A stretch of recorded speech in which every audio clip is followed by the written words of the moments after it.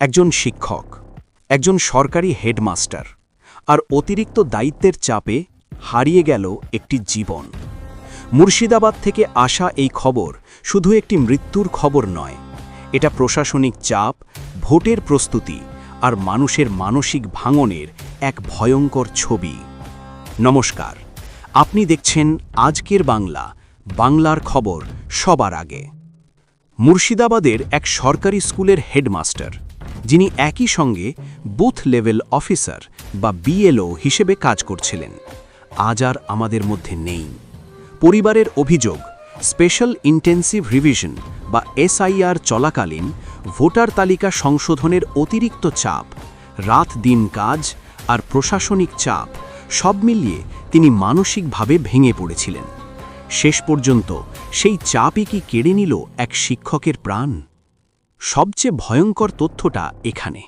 এই এসআইআর প্রক্রিয়া শুরু হবার পর এটা একমাত্র ঘটনা নয়।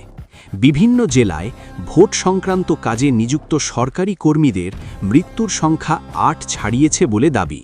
তাহলে প্রশ্ন উঠছেই, এই চাপ কি সহনীয় সীমা ছাড়িয়ে যাচ্ছে? প্রশাসনিক প্রস্তুতির দায় কি শুধু কর্মীদের ওপর? বুথ লেভেল অফিসার মানে শুধু কাগজে কলমের কাজ নয়।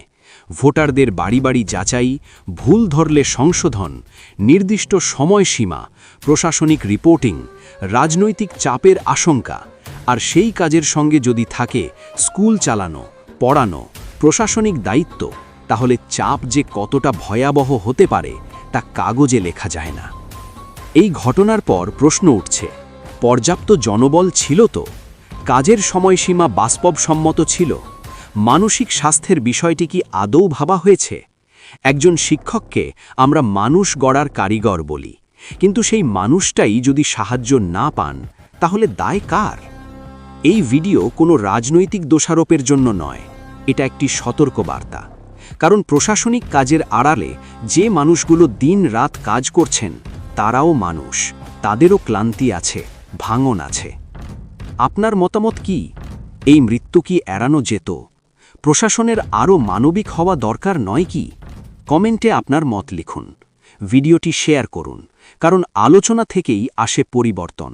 আপনি দেখছিলেন আজকের বাংলা, বাংলার খবর সবার আগে।